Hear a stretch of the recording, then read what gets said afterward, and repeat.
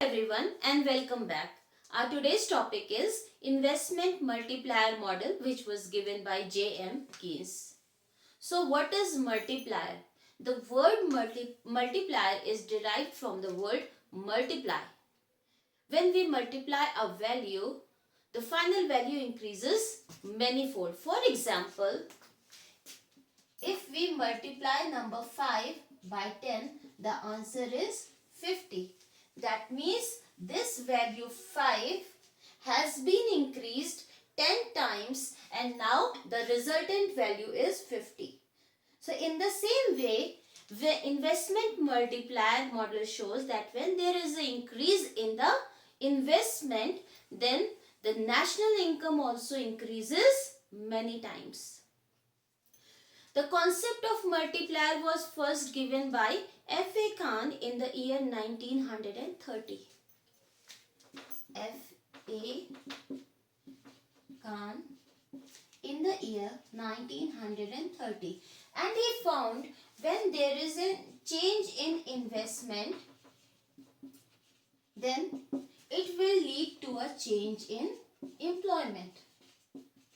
That is why F.A. Khan's model is also known as employment multiplier. He found that when investment is increased, then there is an increase in the productive capacity in the economy. When there is an increase in productive capacity, output will also increase and employment will also be generated.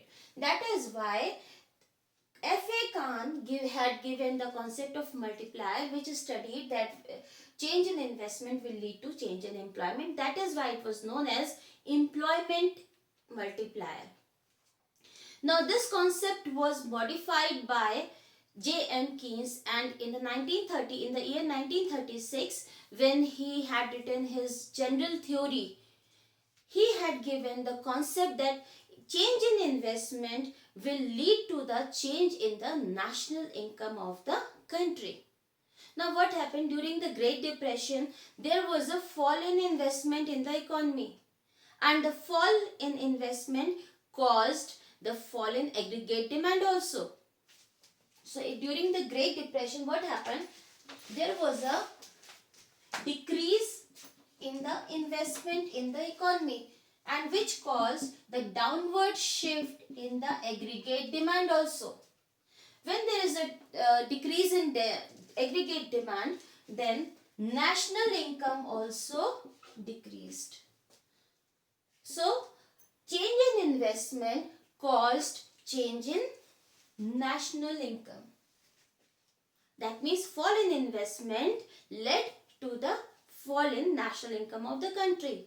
And Keynes also found that this change in income of the country, that is national income of the country, was manifold. That means when investment was changed, change in income was many times of the change in investment. So that is why, and due to which he presented his theory, that is theory of investment multiplier. And it was very accurate also at that time, because during the year 1933, what happened?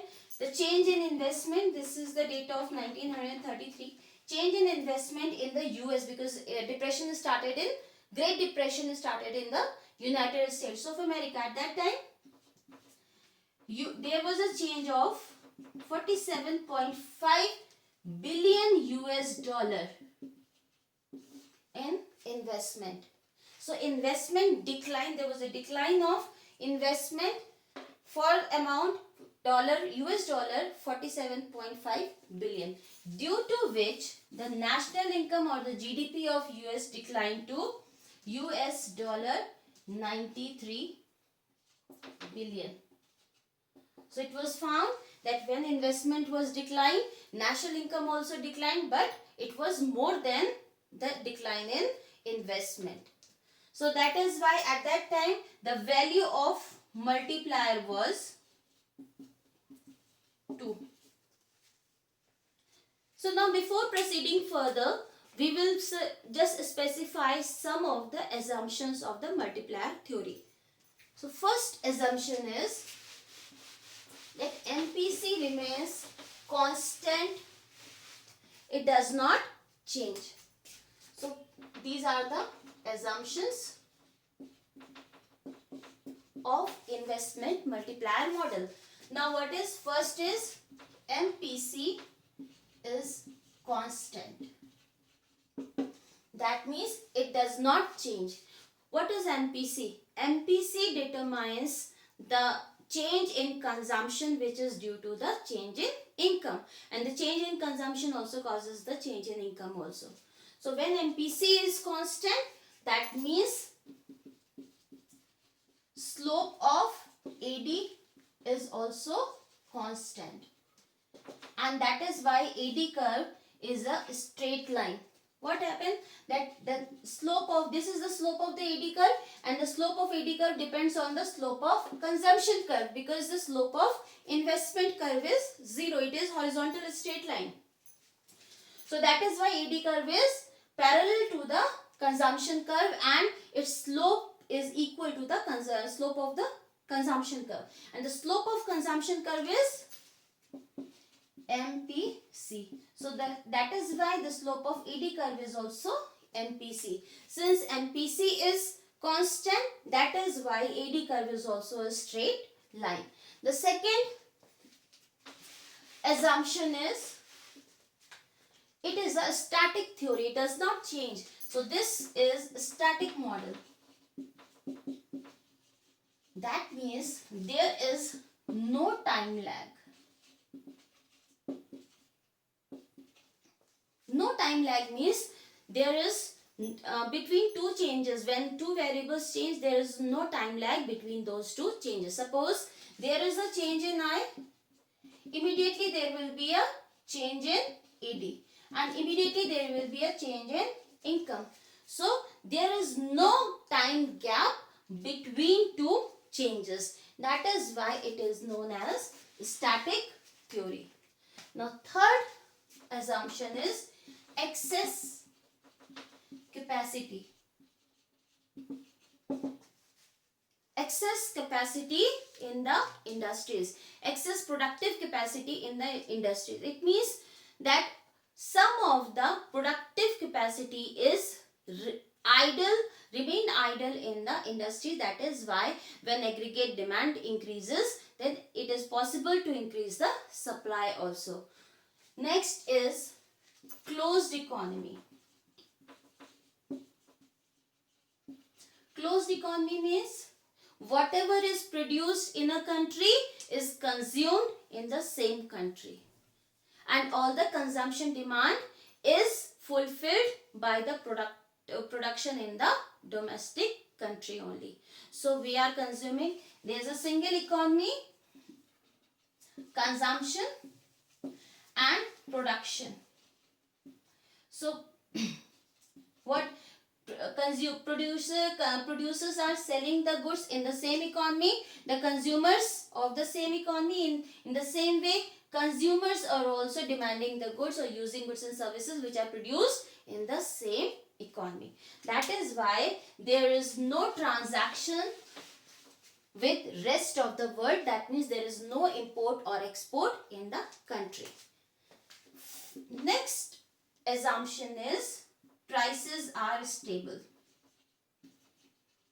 Since stable means the prices are constant, they are not changing, because this is a very short period. In the short period, prices do not change, only the production changes according to the aggregate demand in the economy.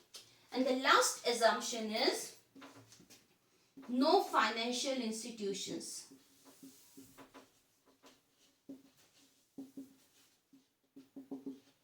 What are the financial institutions?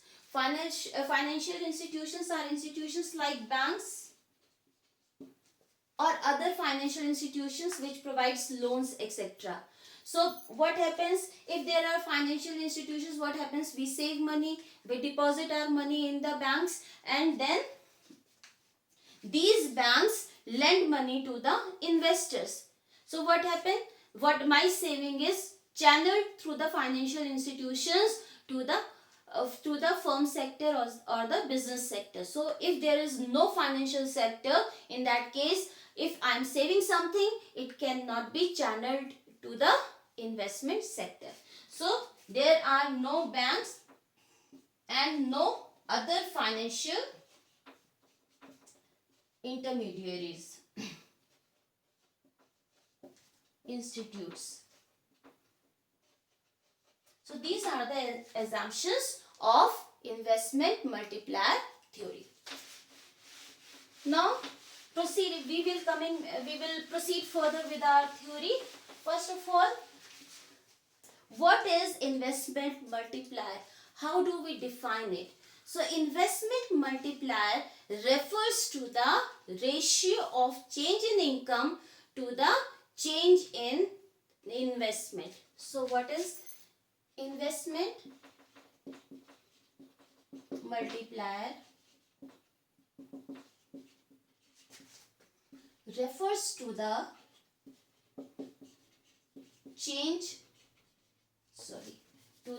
ratio of change in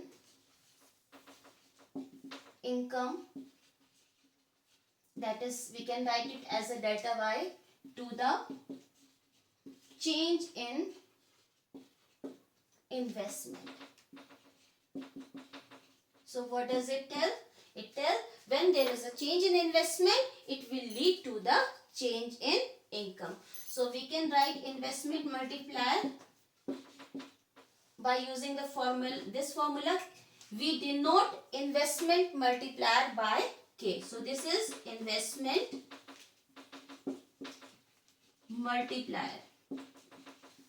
Now the formula for investment multiplier is that it is the ratio of change in Y. So change in Y is the numerator and delta I is the denominator. So denominator is the independent value on which the value of numerator depends. So here delta I is independent and delta Y depends on delta I. Now we are taking an example. Suppose delta I is equal to 2000 and delta Y is equal to 10,000. So in that case, we can calculate the value of investment multiplier by using the same formula. 10,000 divided by 2000. The value is 5. So investment multiplier tells in that how much increase in income will be there if there is a change in investment. So here, if there is a change in investment, then income will increase 5 times. What will happen? Now 2000 into 5 is the 10,000. So delta I is equal to 2000. Now K is 5. That means this investment has increased 5 times and converted and changed into the national income. So 10,000 is the 5 times of 2000. So investment multiplier tells that due to the change in investment, how many times national income will increase.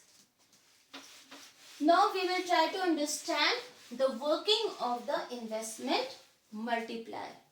So the theory of investment multiplier is based on the notion that one person's expenditure is the income of some other person.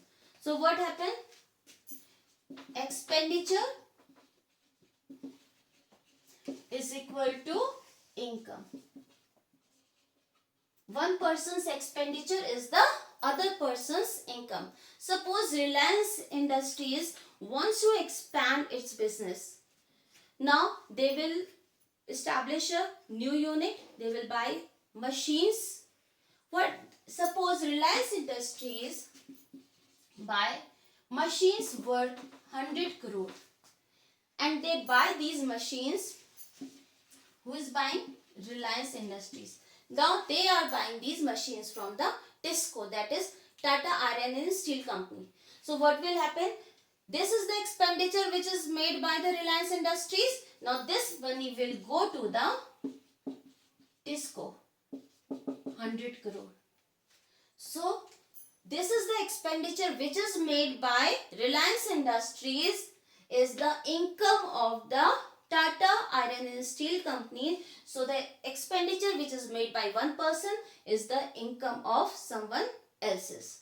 So in that case, but what happens when we spend money? It will convert into the income of some other person. Now suppose there is a change in investment. Now investment is a expenditure. Now this change in investment will lead to the change in income, because expenditure is equal to income of someone else. Now what happens? If I receive my income, I will either consume it or save it. So in change in income will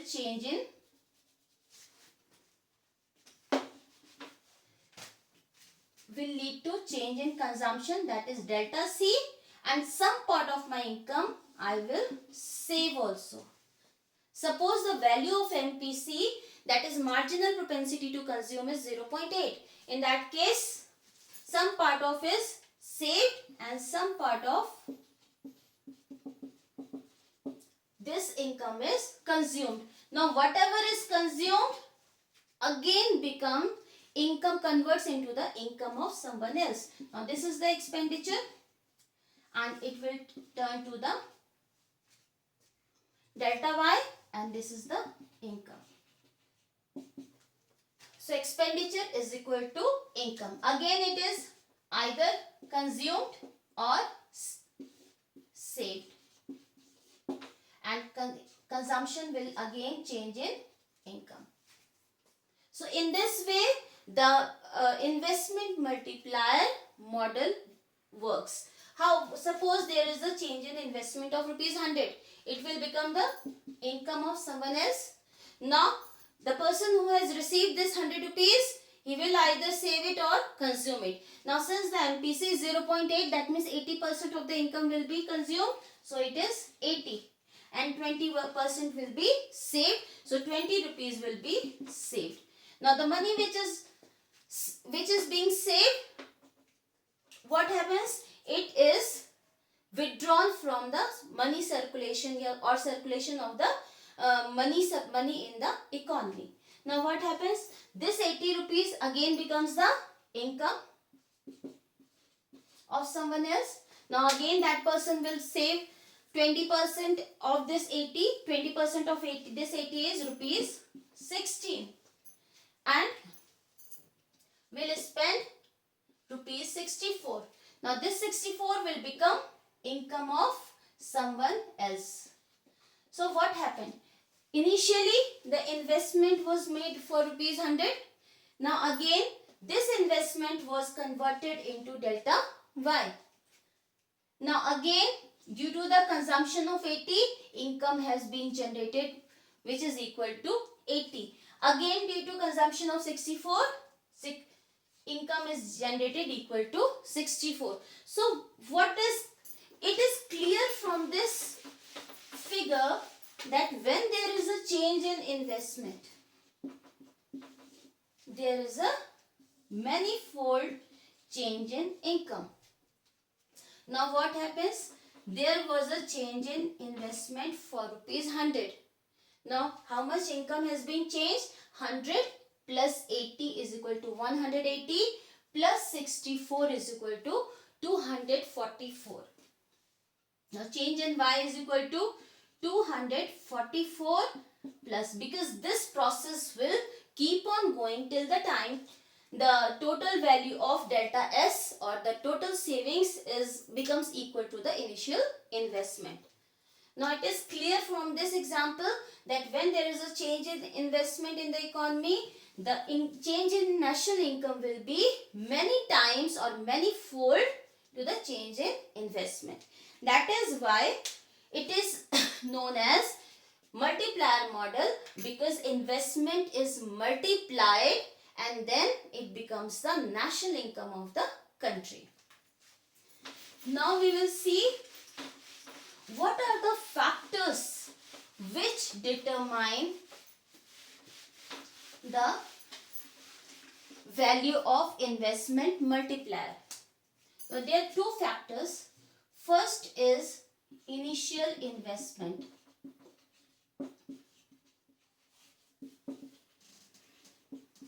That is delta I. Higher the value of initial investment, larger will be the change in national income of the country. Suppose in this example we had given the example as rupees 100 as change in I, and due to which the change in Y was 244 plus that means so on. Now if initial investment is 1000 rupees, then change in Y will be 2440 and so on. That means if initial investment is large, then the change in Y, that is change in national income, will also be large. The second factor which determines the value of investment multiplier is the MPC, marginal propensity to consume. Higher the value of marginal propensity to consume, higher will be the value of investment multiplier and higher will be the change in national income. If MPC is high, due to which change in consumption will also be high, because this change in C depends on the MPC, because delta C is MPC into delta Y. If MPC is high, then change in national income will be high, change in consumption will be high, and again change in consumption will lead to change in Y. So if higher the MPC, higher will be the change in consumption and higher will be the value of delta Y. So these are the two factors on which value of investment multiplier depends. Now in earlier example we had taken that MPC was 0.8. So what happened?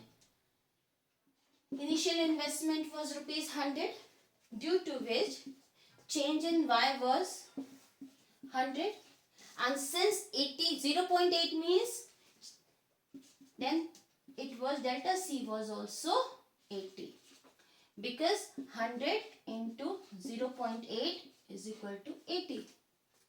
Now suppose the value of multiplier is MPC is 0.5, then what will happen? Initial investment is rupees 100. The first change in income is rupees 100. Now change in consumption is 80, was 80 earlier. Now since MPC is 50, that is 0.5, that means only 50% of this 100 will convert into delta C, so it will be 50. Now delta C again converts into delta Y, so here delta Y will be 80. However, the change in delta Y, change in Y will be 50. So that means if the value of marginal propensity to consume is less, the value of multiplier will be less and change in national income will also be less. Now we will derive the algebraic equation of multiplier. Equation of multiplier.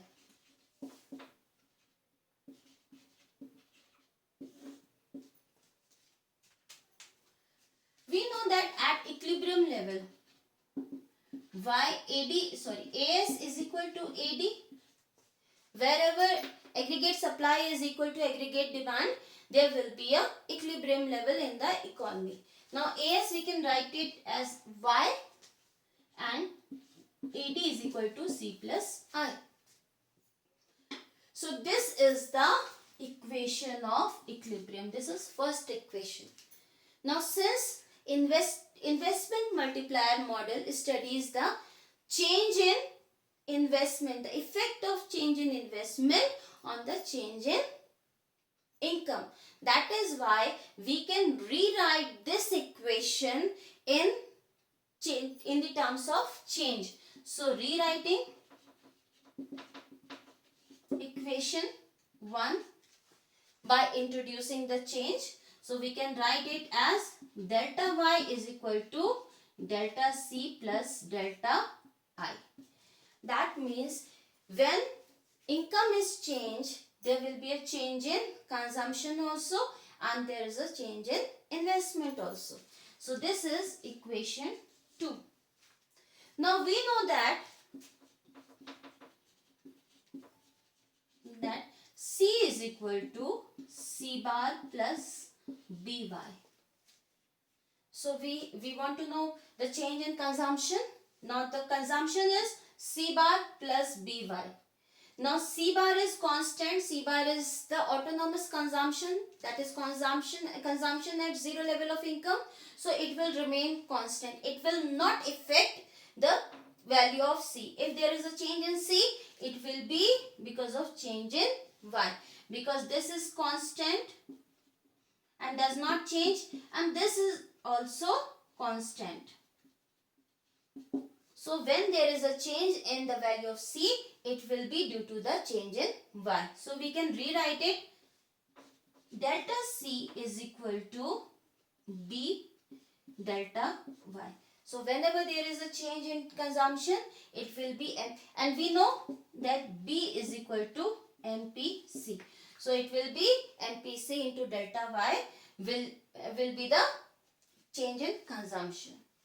Now we will substitute the value of delta C in this equation, that is in equation 2. So I will write it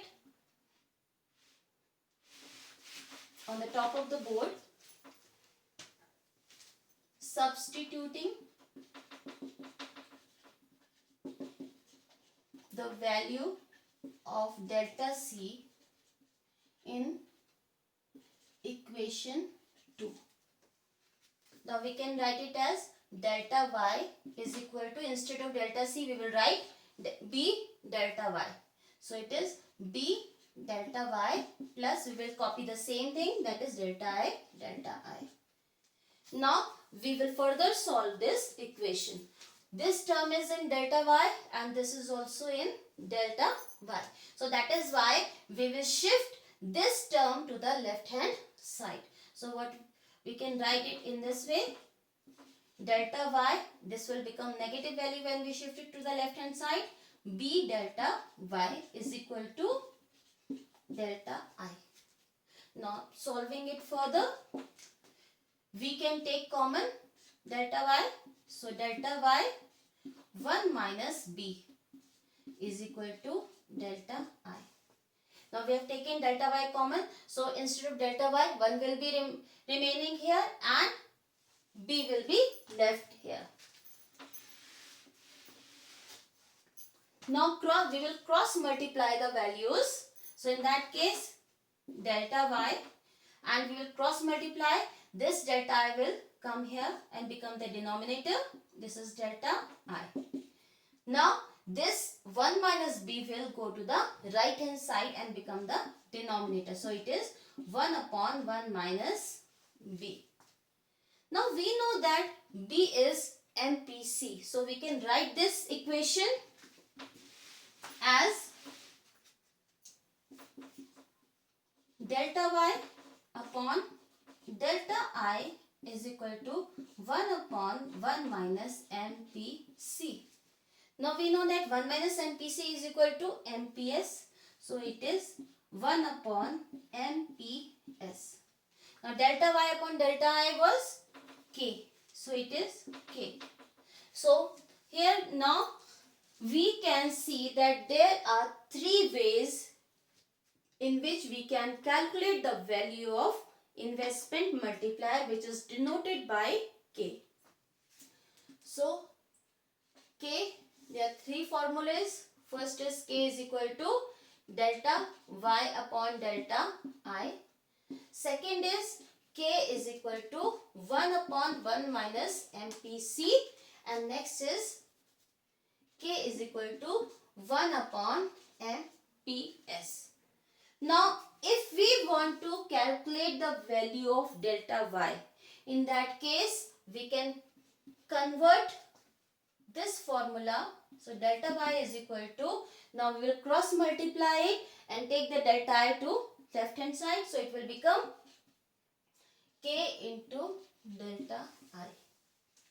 So, this formula, this equation has been derived from first formula. Second is, now if we have to calculate the value of delta I, then also we will cross multiply. Delta I will go to the left hand side and K will become denominator on the right hand side, and delta I is equal to delta Y divided by K. So this is the second formula which we have derived. These two formulas have been derived from the first formula. Now as we can see that there is a relationship between K and MPC. So now we will see what is the relationship between the value of investment multiplier and the value of marginal propensity to consume. Multiplier and MPC. There is a direct relationship between the value of multiplier and value of MPC. Higher the value of MPC, higher will be the value of multiplier. Now we will write the range of MPC. We have already learned that MPC ranges from the minimum value of MPC is equal to 0 and the maximum value is equal to 1. In the same way, the range of K is investment multiplier. This range depends on the value of MPC. So when the MPC is 0, then minimum value of multiplier is 1. And when the value of MPC is 1, the maximum value of multiplier will be infinity. That means this process of multiplying will keep on going and it will never end. Now we will see that how these two variables are related. Now suppose when MPC is equal to 0, this is the minimum value of MPC. MPC will be 0 when delta C is equal to 0, because the formula for MPC is equal to delta C upon delta Y, and the value of numerator is 0, then only this whole term will become 0. So when the MPC is 0, then numerator, that is delta C, it will be 0. That means whatever change is there in the income, it will be saved and none of it will be consumed. So that is why delta C will become 0. Now we will be using the formula K is equal to 1 upon 1 minus MPC. In that case, the 1 upon 1 minus 0. The value will be 1 upon 1. That is 1. So whenever their MPC is 0, delta C will be 0 and the value of multiplier will be 1. This is the minimum value of multiplier. Now suppose there is a change in investment. Suppose the change in investment is for rupees 100. Now this investment will be converted into change in Y for the same amount, because this is the expenditure and this is the income. So delta Y will also be equal to 100. Now suppose delta C is 0. That means it is 0. That is whole amount, it will be, delta S will be saved and it will become dormant. It will go out of the circulation of income in the economy. So what happens when delta C is 0? Then there will not be any multiplication further, because this process will end here. Now what will happen? The change in income will be equal to the change in investment. So that is why when value of MPC is 0, delta C will be 0. That is why the value of multiplier will be 1. That means the change in Y will be equal to the change in investment. So here delta Y will be equal to the delta Y. And K will be delta Y upon delta I. Suppose it is 100 and this is also 100 and the value will be 1. So that is why when MPC is 0, value of multiplier is 1. Now suppose whatever change is there in the income, it is spent for consumption purpose. Suppose MPC is equal to 1. This is the maximum value of marginal propensity to consume. That means delta C is equal to the value of delta Y. Whatever income is earned, the whole amount is spent for the consumption of goods and services and none of it is saved. Now what will happen? We will use the same formula. K is equal to 1 minus MP. 1 upon 1 minus MPC. Now 1 upon 1 minus the value of MPC is equal to 1. So it is 1 upon 0. Now if we divide any value from 0, the answer is infinity. That means this process will never stop. Now we will see, suppose there is a change in investment for rupees 100. It will lead to the change in income for the same amount because expenditure and income are equal. Now if whole amount is spent for consumption purpose, none of it will be saved. That is delta S is 0. In that case, again the same amount 100 will be converted into income. Now this whole income will be again spent 100 and 100. That means this process will never stop. Income will convert into consumption and consumption will again convert into income and income consumption, consumption income. That means this process of multiplication will keep on going and it will not change. So that is why there is a direct relationship between multiplier and the value of marginal propensity to consume. Now so that is why higher the value of MPC, higher will be the value of multiplier. Suppose we will take two examples. Suppose the value of MPC is equal to 0.2.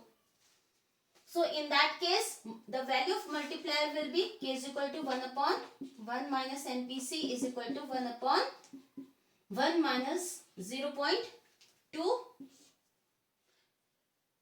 is equal to 1 upon 0.8. So if we subtract 0.2, it will become 0.8. Now removing the decimal, it will be 10 upon 8. Answer will be 1.25.